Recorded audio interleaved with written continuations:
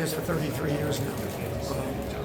And since I got in it, my belief is that the dual meet is the crown jewel of the sport of wrestling. I got in it, the sport, what kept me in it.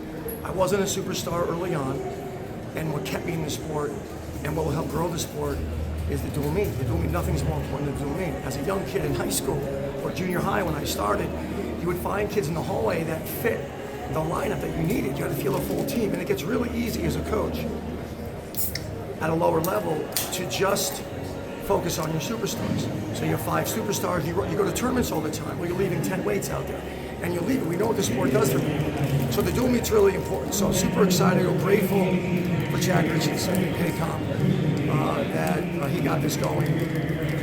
You know, do I think there's maybe perhaps a better time to host it? That's irrelevant. The bottom line is it's a great event. We're glad to be here, and my team's wrestling really well, which I'm happy with. Speaking of excellence, before we get to the first question, would you mind taking just a half step back? Yes, so your face is a little better lit. You got shadows all over. Thank you.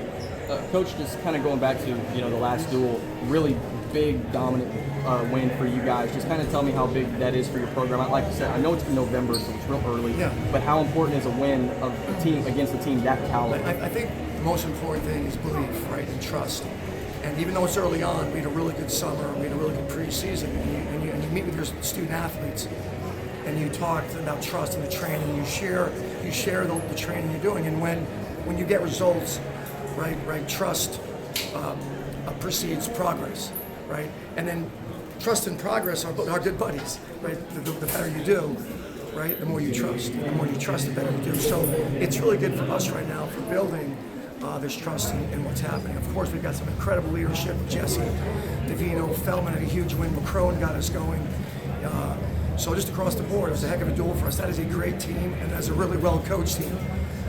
And just proud of the way we fought in every position. Really quick, just kind of touch on Feldman. It seems like, when AJ Ferrari bumped up to heavyweight, he was instantly, picked as the favorite, to win it, #1 ranked. But Nick Feldman has been there for a while, and it seemed like he was just kind of, forgotten. Tell me about Nick Feldman and how hard Nick is an incredible leader. Nick has had some injuries at Ohio State. He's a great leader. He goes to bed on time. He does well in school. He's a yes sir, no ma'am. He has a tremendous work ethic. He comes in every morning and works with Coach Jordan. Bill Jordan has helped him a ton.